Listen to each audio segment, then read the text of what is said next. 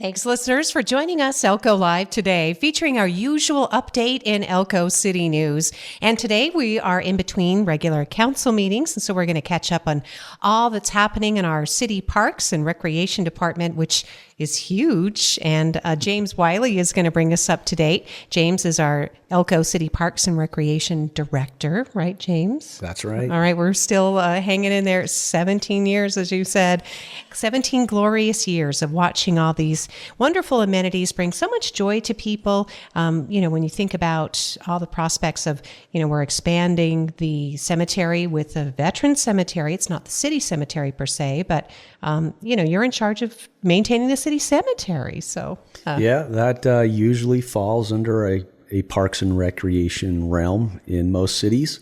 I did that same thing over in Utah. We ran a cemetery over there. So might seem a little odd, but it's got a lot of grass and usually a lot of trees. And so it makes sense that it falls under parks and recreation. Well, it really is a beautiful and tranquil public space, and your crew deserves a lot of credit because just like every department we're going to talk about today, very small staffing, but very dedicated professionals, James. For sure. Having been in a management and supervisory role for a lot of years, it's always been tough. Resources and allocations are always tough, and you have to make do with what you have. But I think here in Elko, I am so proud of our crews and our staff. I would definitely say that we are lightly staffed, but somehow, some way, I feel like we go above and beyond. And when you really want to put pencil to paper and look at resources and stuff, I think we do a lot more with a little bit less than a lot of other places. James Wiley is with City of Elko, our Parks and Rec Department. And among the various amenities we'll talk about, of course, our golf course. But let's begin with the city swimming pool construction that's underway.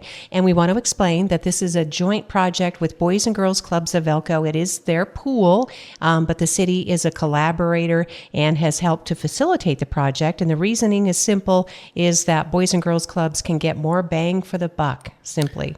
Absolutely. And this is not necessarily a new trend. I remember years ago going to conferences and seminars and talking about public and private partnerships, and that would soon or one day become the way that communities and local governments actually get things done. Just with a partnership, the end goal is still there. It's a service for the community, and it does seem like it can be a more efficient and a significant cost savings on these projects. So the latest on the pool construction, we've seen humongous mountains of earth over on the site, and that's because they're literally digging a pit for a pool. Yeah, so there were some old utilities underground also, and that building footprint was going to sit on top of those, and so those needed to come out and be rerouted. That was the first thing they did. And then I do think that they're preparing the site for when they do start constructing those pools. And they're doing a lot of compaction over there so that when it does get time to actually start that the soils are going to be good and stable and everything else. So, yeah, a lot of dirt piled up over there, and they're moving dirt every day. They have been for some time. So I believe that's the gist of what's going on over there. And then I did hear that the plans for the building itself and the facility has been submitted and is currently under review and going through that permitting process. So hopefully that won't be too much longer out there. And I'm not sure of their definite schedule, but they are progressing over there. All right. So that's the latest update. Again, should have the pool. There's a recreation center, which is adjacent, if not attached to it. It's part of that complex. And the Johnny Appleseed Park, as we call it, the Orville Wilson Park, will remain. And that will actually probably be even more visible and a little safer space since there'll be more eyeballs on it. Right, James? For sure. Yeah. And that's going to be very helpful over there. Generally speaking, the community and especially the kids really love that park. It's got lots of cool little hiding spots, which maybe from a parks manager standpoint aren't that good, but it has that uniqueness to it. And I do believe that having this facility there will certainly be more eyeballs in that vicinity. And I believe there could be some additional lighting that would kind of fall over into the area somewhat as well.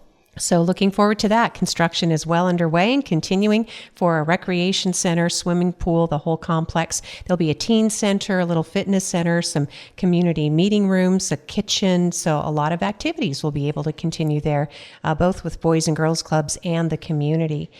And if there's nothing else to update on that, we could probably move on to the sports complex, right, James? Yeah, so the sports complex, we are out to bid right now for some concrete work. When we started that project a few years ago, we didn't quite have the funds to finish that phase. And so, we didn't see any real concrete hardscape going to that area. And we've managed a few years with some road millings, to kind of reduce the mud. But access and aesthetically, it's not that great. And so by completing this concrete plaza, access is going to be much nicer. It's going to give it a really nice look. There's quite a bit of concrete going in there. And on top of that, there is some trees and landscaping as well to provide some shade and some more aesthetics. And on top of that, we're hoping to provide at least the bleachers behind home plate have a shade structure over those, because it gets hot down there and that sun just beats on you all day. And these will be welcomed improvements down there, and we're excited to pull that off. We're hoping to award a contract on August 17th, I believe, or somewhere around there. But bids are due on August the 2nd, and we'll review those, and hopefully we've got a good bid and we're on budget and we can pull this off. We'd like to start construction in September and wrap that up around the end of October or early November. And it's already, though, it continues to get a lot of use, we understand, James? It does. We had some challenges with growing grass down there, and that was a big challenge. That was a very tough thing to overcome, and I believe we're winning that battle, and we have some really nice fields down there right now. We have a few rough spots down there, but it hasn't stopped a lot of the youth teams and some of the adult teams from utilizing it. Little League uses it during their season. We have a group that flows between Elko and Spring Creek. Travel baseball is very big. They have a lot of kids involved in that, and they use it quite a bit. And, we've had a couple of tournaments down there as well. So it's nice. We've been able to retain our historic ball fields that are more centrally located, within the city. This one accommodates the older crowd, I guess the adults with the baseball, softball, and then the teenagers too, it sounds like. Yeah, it's set up so that all age groups can use it. It is... we have skinned infields down there to accommodate both softball and baseball. You could do it the other way, where you have just fields dedicated for baseball and softball. We try to get as much use as we can out of that. To some, that's a little bit discouraging, but from a financial standpoint and a use side of things, it makes a lot of sense to have that multi-use capability down there. And on top of it, we do have a couple of true baseball fields in town as well. Ernie Hall and the field that the high school utilizes still has those traditional grass infields. All right. That's the Kump field, right? Yes. So, all right. So, James, this complex, too, is there's quite a bit of acreage there. So there are plans for lots of things going forward. Yeah. And that was what was probably the most appealing about that particular site, was that we had lots of room to expand in. And there are several other phases that are planned. This last little while, with the talk of the Boys and Girls Club constructing the pool on the Herrera fields, we actually went out and did a full design of phase 2, which is an additional 3 baseball, softball fields, one which was going to be large enough to accommodate high school level play. And so that's all designed. It's since been shelved because we did not displace any fields in town. And but it's ready to go when that time calls, and that'll be nice to see that. And then going forward, we also have football and soccer fields designed in another phase down there. So big project, and we have lots of room to grow as our needs hit that that point of where we need to go construct. And, James, it's in an area, too, that really does literally bring together north and south sides of town. I mean, it's between the two communities, if you will. And that was another reason why that site was appealing, too, is we didn't have a lot. We had some service down. When I speak of service, I mean parks and amenities. We had the Southside Park, but really, when you look at our town as a whole, we're good in the central area, but it's the outlying corners that we have a little lack of service. And in some of those corners, we have no service as far as amenities and facilities. And so, as the master plan has stated, we've worked hard to kind of add service amenities in those corners, and we're still working on that. Still work in progress. James Wiley is our Parks and Rec Director for the City of Elko, giving us an update today on these cherished amenities. And then that ties in, I think, with the topic of the capital plan, James, because this next topic proves that the capital plan is flexible. It can be adapted, and in fact, it has been to accommodate the pickleball progress, right? Yeah, it's a very fluid plan. It always has been. For a number of reasons. One, finances. Two, priorities change, sometimes at the snap of a finger, and most of the time that's due to an absolute necessity. Something is literally at the point of no return. That can cause the plan to adjust. And then, a lot of times we have citizens that come out and are very vocal and want to let the council and guys like me know that, hey, we'd really like to see something to this level in our community, and why don't we have it? And so, for example, pickleball, I don't want to say that it's been ignored, but there's been a lot of other priorities that have been set to get done. And so I'm glad that they came out, and they've been very active in the meetings, and happy to say that we are getting very close to seeing this included in the 5-year plan, and hopefully within the next year, we can get a lot of this done.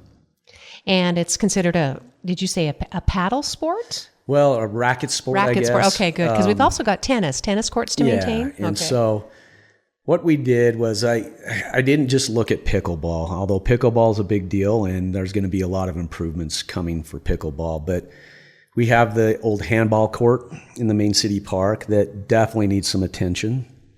I do believe that we can be a little flexible there too, and so we will set that up mainly for handball. But if it's not being used, we can also have a pickleball court there. So that would be an additional element of pickleball. And then right next to that is the main city park basketball courts. And that subsurface, that asphalt that's below the tiles, is long past its life. And so on both of those sides, I want to replace those with post-tension concrete. And then, of course, we have the main city park tennis courts that are in need of a surface treatment, and we'll get that done as well. That one could possibly come as early as next spring. But in the following year, we really want to bust the majority of these all out at once. I'm working with a contractor. We're trying to get it to where we can do all this stuff at once, and I think we can. And financially, it makes a lot of sense. So we should be able to tackle all of the pickleball needs and what they're looking for, our tennis needs, our basketball court needs, and our handball court needs in one big swoop. A big swoop. I'm not sure if that's a pickleball move, but it should be as a swoop. Yeah. And again, huge fans of the sport from small ages up to senior citizens. That's the thing. It's really an inclusive sport. People are just loving the society of it, and they can travel and they can have tournaments. And the goal is, I guess, to have an indoor facility here. Would you say the most emphasis right now is on that south side outdoor court, James, or is that still part of the mix? Yeah, so from the city standpoint, we're definitely focused on outdoor recreation opportunities, and we have the space, we have existing amenities. We just need to do some conversions. So for example, down at Southside, it's dual right now, but it's mostly used by pickleball players. And I think it's time that they get a dedicated facility because they have a lot of participation. And so we're going to take the tennis element out of that facility and strictly dedicate it to pickleball. We will completely redo the surfacing with a more cushioned surface that's a little easier on the knees, because we do have some senior citizens and some older people in the community that are avid pickleball players. And the fact is that that cushioned surface is a lot easier on their joints and their knees. Along with that, we'll have dividers for each court, because we have 6 courts marked out right down there right now. And we don't have the little dividers, so if you're playing on this court and your ball goes astray, it interrupts the game next to it.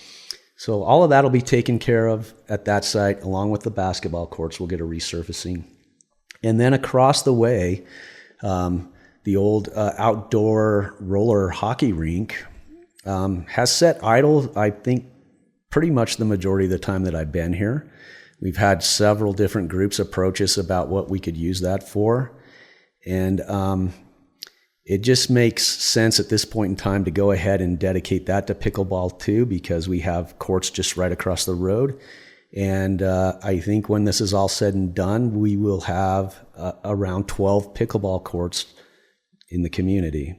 Wow, throughout. And James, I think you said something important that, we should all pay attention to, and that is the city focuses on outdoor spaces. I mean, simply because it's expensive to build buildings, and then you have that maintenance cost ongoing, correct?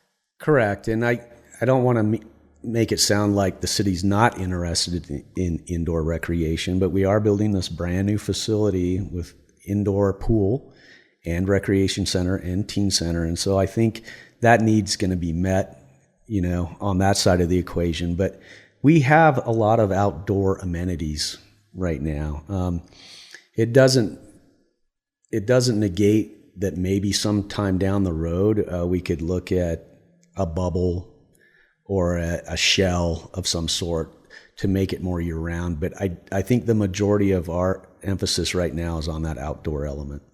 You just reminded me, and I didn't put it on my list, but the Igloo has just launched a $600,000 project to put a roof over their outdoor skating rink. And we should talk about that, because while the Igloo, they're a separate private nonprofit, right, James? They're not Correct. Part of the city, but that project, I think at least in the beginning, did get a lot of support from the city to launch. Yeah, the city's always in support of that. And I don't want to say that Elko, maybe it seems unique. There's a lot of places you can go to, and the city has a lot of indoor and outdoor recreational facilities. But here in Elko, we have some really dedicated groups that are currently providing that service, and we want to support them. And if it was possible to do our own facility and not, hurt them, that would be great. But we really want to support their efforts, and they do a tremendous job. And it's the way I look at it as is just another opportunity for the community, because it truly is a community center. But it's just not the city managing it and running it. And they like it that way. They do a great job. And we talked about the benefits of that aspect earlier on in the show. So it's, again, there is a level of partnership there. And the Igloo and the Boys and Girls Club, and there's others out there. We also have private sector that is handling some of that need for indoor recreation as well. Yeah, so it's all important going forward. It really is a balance, as you said, when you're trying to provide, the amenities for, how many people would benefit. You only have so many resources, whether it's space or actual money, and you do have to think about that impact going forward. The money to support Parks and Rec, James, comes from like a combined fund, but it's mostly paid for by people who visit our hotels, motels, correct? Yeah, so that is generated from room tax, and the majority of that is generated from people that don't live here. And we use that fund for capital projects. It's a great fund, and so grateful to have that, because it really is the main tool in where if we have to improve or build facilities, that's where we get that money from. Without that, it'd be a lot harder. The city has lots of different departments and lots of different services, and Parks and Recreation is one little spoke on that wheel. And so we all have to play in the same sandbox with the tools and the resources that we have. And that's why it does make a lot of sense to have these public-private partnerships along with what the city can provide. Absolutely. And then obviously a lot of oversight. So anybody who's interested in any of this, the 5-year plan, James, they can find it online. You can go to your Parks and Rec meetings, which are overseen by a volunteer advisory board. Correct. Yeah. And so we meet quarterly. We weren't able to meet in July, which is when we would normally meet, and most of that was my fault. I really wanted to have enough information gathered with good, solid numbers so that we can have a solid 5-year plan going forward, and we have that now. So we're going to likely meet, it'll either be on the 1st of August or the 8th of August. I'm still getting some feedback from the members as to which date would be better, but I will need to post that agenda rather quickly. And our sole purpose of this meeting will be establishing this 5-year plan. And there are several things in that 5-year plan. It's not just racket sports, but we mentioned the sports complex. We have a few things that are static every year that have to deal with preventative maintenance and maintenance that aren't so exciting. But we're going to have a heavy the next 3 years are going to be pretty heavy in expenditures. And I believe we have the funds to do it. We'll have to discuss that with the council once we get moving. But I'm very confident that we've got a lot of projects coming down the pipeline, some of which have been on this capital list for decades.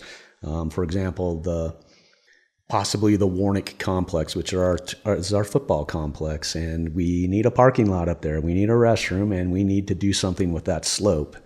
And so that's another project that I'm going to try and fit in. I think that would really help the sport and all the fans. I don't know, folks have been up there, but I think in March once I went and it was just blistering cold.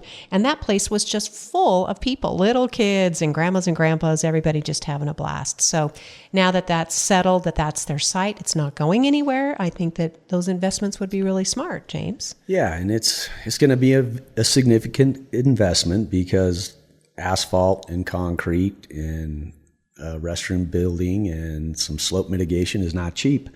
But we have some initial design on that because we talked about this project several years ago. We just probably in the next year or so, we will finish up the design on that. And hopefully in year 4 or 5, we can pull the trigger on something like that. James Wiley is our Parks and Rec director, and we barely scratched the surface. I mean, there's so many things that have been accomplished, that are ongoing, that are upcoming, James. And I do want to give you a chance to mention snow bowl improvements, because that's also, what city has a winter recreation site, which also contains some summer elements of trails to ride bikes on, but with $1 million chairlift for skiing and tubing?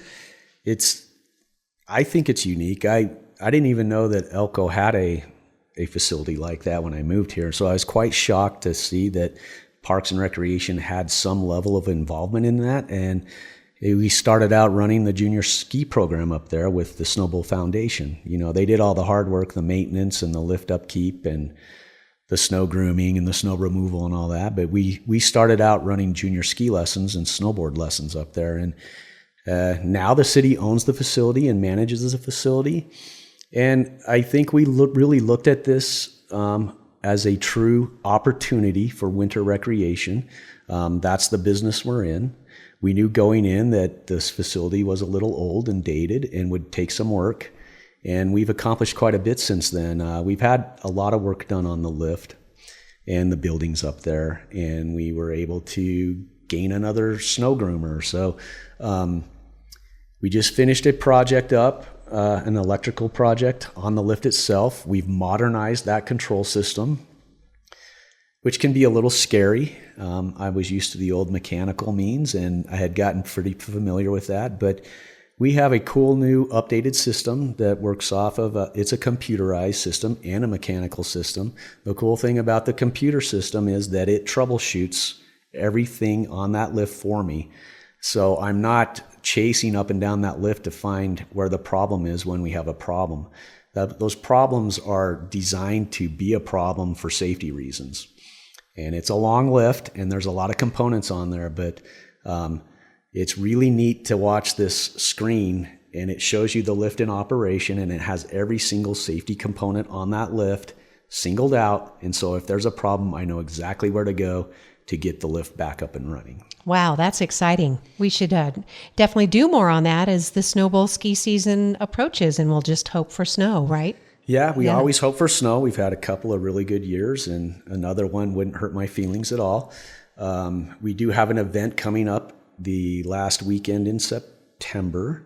We're doing the 3D archery shoot up there with the archery club, and we run the lift for that. So we will run it several times before that event, but everything so far is good. But that's going to be the real first test of having actual people riding the lift all day for 2 days up there. And I'm excited about this project. It gives me a lot more confidence as an operator and as a manager trying to manage risk. This is a neat deal, and I'm glad that we got it accomplished. Well, I'm glad we could talk about it even for just a little bit here on the radio today, because I know I've seen you at City Council, and you're excited when you get to update the council on these improvements and this progress. I did mention that we would talk about the golf course, say things about, because when you don't hear about the golf course, that's terrific, right? I mean, meaning people are happy. It is one of our most prized amenities to have a municipal golf course like that. It is, and I'm really proud of the crew up there. We had a couple of rough years, and mainly that was due to staffing levels. It was almost impossible to staff that place up. Very difficult to get us staffed up to the proper levels that we needed to give the course the proper care and level of service for our golfers. And so we had a couple of rough years, and it was not fun. It was warranted. I mean, we were not performing. But Austin and his crew have stepped up the last, going on 2 years now. And really, I have not had a single complaint in those 2 years. People are happy. They're enjoying themselves. The course looks great. Of course, we always have a blemish or two out there this time of year in July, but we're working on solving that as well with some upgrades to the golf course. Speaking of those upgrades that are part of the capital plan for up there, one is adding a redundant potable line to the back nine.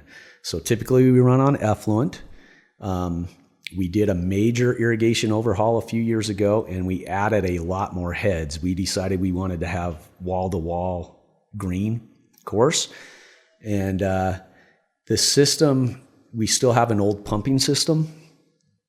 We haven't done upgrades to that, but it handles it, but it doesn't when it's really, really hot and dry. And so this will give us an ability to keep that top nine looking a lot better during those hotter months. And then also there will be a time again when we have to take the pond out of play and to do repairs and maintenance on it. And we'll have water to water the course during that. So that was a lesson learned from the last project. And we knew that was going to be a little rough, but we played around with some temporary lines, and the course functions wonderfully with that. So we're going to bury some water lines in there and make those a little more permanent. And it's another tool to help us out and be more efficient. That's one project that we're hoping to accomplish in this fiscal year. We're waiting for some approval from NDEP to make that transition. And then we're also going to improve the driving range net. If you recall a year or two ago, the windstorms snapped our driving range pole nets off. They had become really brittle. So we replaced all those with brand new poles. They actually ended up being a little taller than the previous ones. And so we can put another level of netting across there, because today's golfer is hitting the ball farther and stronger, and they're actually shooting over that net. So we're going to add another layer of driving range net to protect other golfers in our maintenance facility down there from golf balls dropping out of the sky. And we just purchased 7 new carts. They are supposed to arrive tomorrow. So we're upgrading at least 7 of our fleet, and we try and rotate periodically a certain amount of carts out of the fleet to keep them fresh and new, because they do get quite a bit of use. And we also have some big capital equipment purchases coming. We have some aged equipment up there, fairway mowers with lots and lots of hours on them, and greens mowers. And we're replacing one of those fairway mowers this season with a brand new one, and it's an expensive piece of equipment.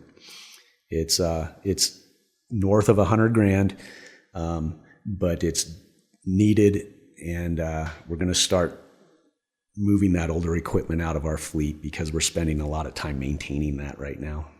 Well, James, thanks so much. Again, steering the resources on behalf of the citizens. It's a huge lift. And again, as we talked about at the beginning, they're a small staff, but they're really dedicated to doing this. If anybody's interested in any of the projects, please do attend a Parks and Rec advisory meeting. You can go in person. You can read all these documents, the 5-year plan online. And I was going to close and just have you bring us up to date if there is anything new. I think another project the community is excited about, James, is the urban fishery in your 5-year plan. Yes, we are anticipating to have that in the 5-year plan. I have a meeting with Scott Wilkinson and Endow.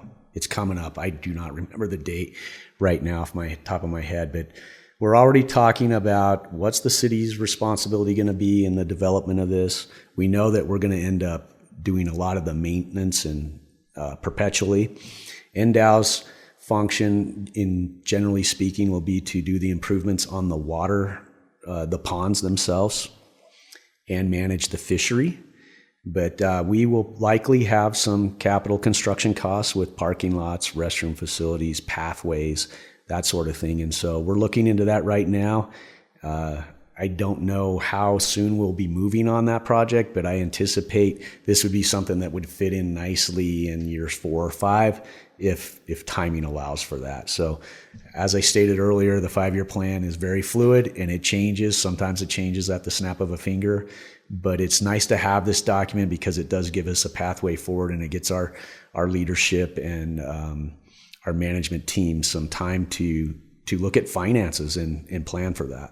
James, thanks so much. This is just going to be a fantastic outdoor classroom and a real refuge for people just right there within city limits. And there's already some amazing wildlife. You know, just up in the tree streets, there were a trio of bucks in velvet that were just trotting along. You know, I had a porcupine right there the other day or about a month ago now. And yeah, there's just abundant wildlife everywhere. So it's nice to provide a little refuge for them too. So. Yeah, and this is a great project. I was associated with one in Utah several years ago. I actually did a lot of construction on a project similar to this one along the Jordan River.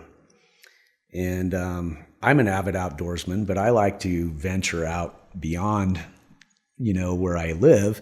A lot of people can't do that.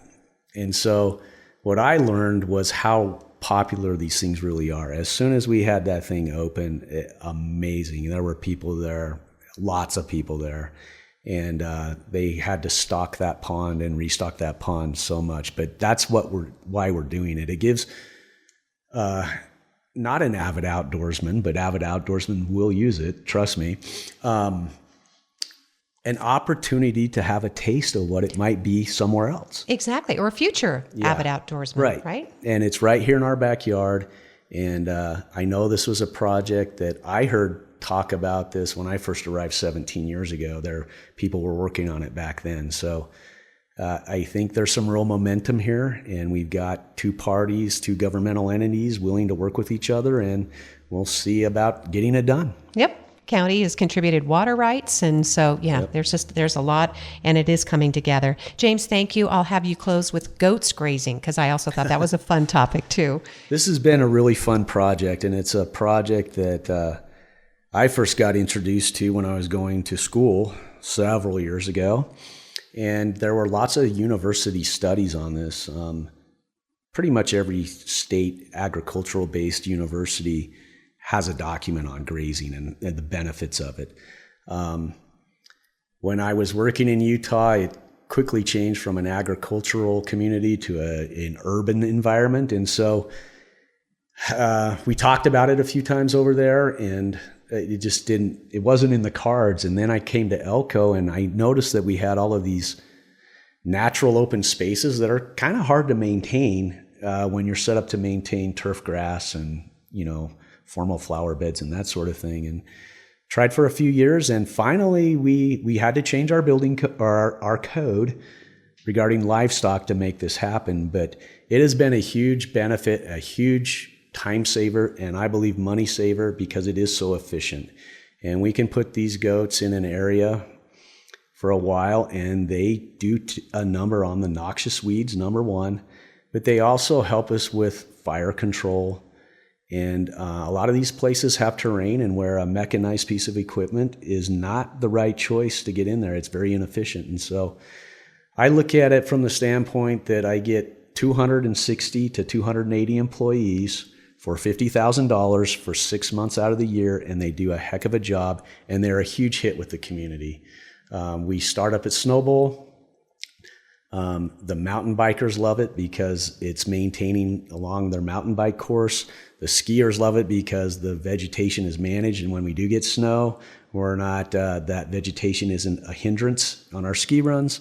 We get down to Copper Street. There's a little drainage back there, and it's kind of a jungle back there. If you go up there right now, it looks like a bomb went off because the vegetation's gone. But we do that for fire control and noxious weed control. We had 8-foot high thistles in there, which they have gone to town on. It's amazing that what they eat and they'll take out of a site. And then we'll end up down on the river, and the people that live down there on the south side absolutely love the goats. It cleans it up, it opens it up, it makes it safer and a lot more nicer to be down there. Well, thanks, James, again, for having the vision and the care to pursue that, because you're right, it makes a huge difference. So, yeah, well worth it for that number of employees. Yeah. Yeah, it's pretty hard to beat the efficiency when you look at it that way. James, thank you. I'm sure there are more topics. Oh, just a quick plug for the senior games. Everything we've talked about, you can probably find a senior game activity at one of these city amenities. Register online, elkoseniorolympics.com, for the senior games that begin July 24th through the 27th for competitors 50 or older, just for the fun of it. You don't even really have to worry about competing. You can just go and enjoy the society of it and have a good social time. James, thanks for your time. I know that his phone was ringing even as we were getting ready to do the show. So that means we better send you back to work. Thank you, James. Thank you. Thank you, listeners, for joining us. James Wiley is our City of Elko Parks and Recreation Director.